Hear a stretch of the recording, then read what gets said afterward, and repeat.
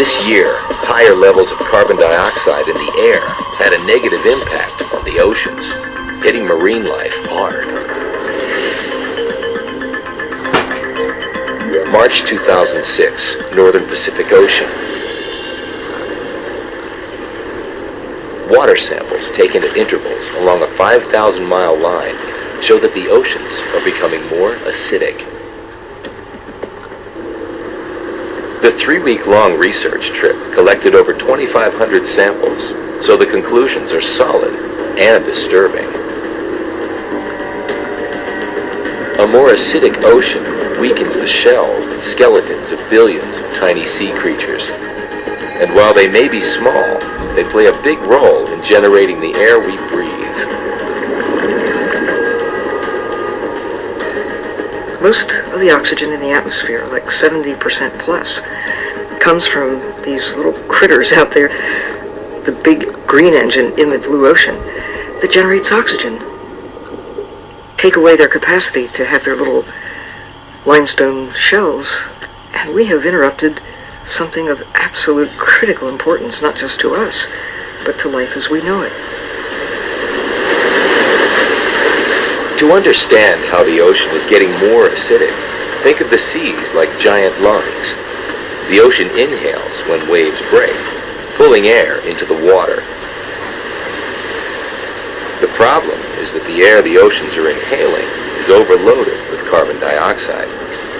And it's the carbon dioxide that's turning the ocean more acidic.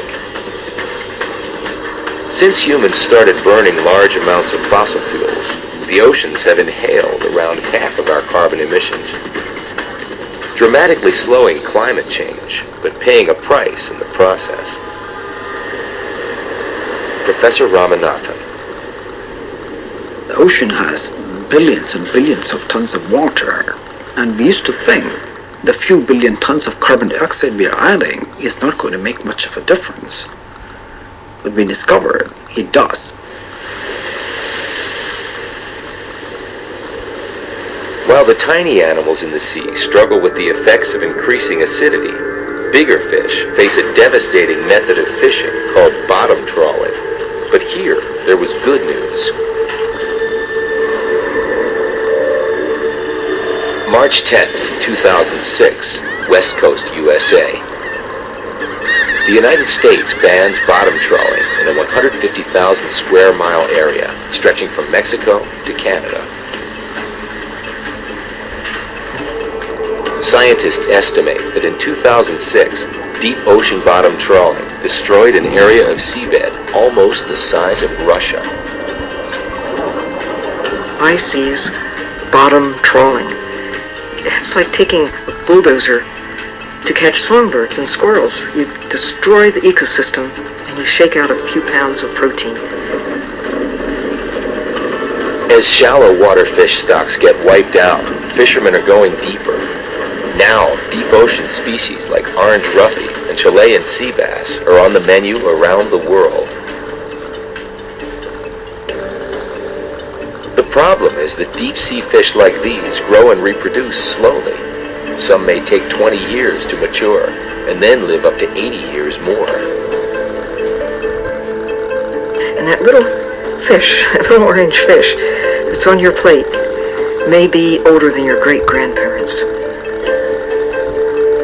And with it, not just the fish are destroyed, but the places they live that are sacrificed, just so somebody can have, for $8.95 a pound, fish that nobody asked where did it come from, where did it live. At least they didn't until 2006. Overfishing may be the most serious immediate threat to the health of the oceans.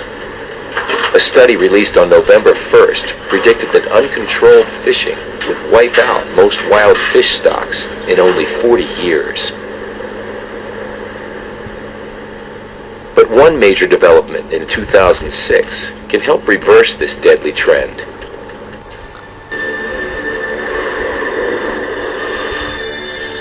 June 15th, 2006, Hawaii. The U.S. government establishes the Northwest Hawaiian Islands National Marine Monument.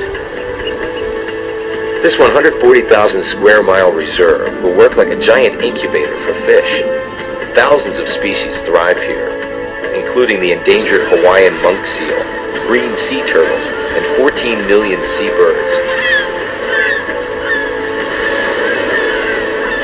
Because the system is intact, it's incredibly productive. A giant fish generator that will keep fish in this area vibrant.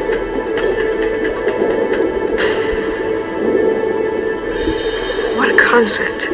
It has the same strength about it in terms of protective policies as a national park. That's exceptional. It's the largest marine protected area in the world. The new reserve is a critically important treatment for the ailing sea.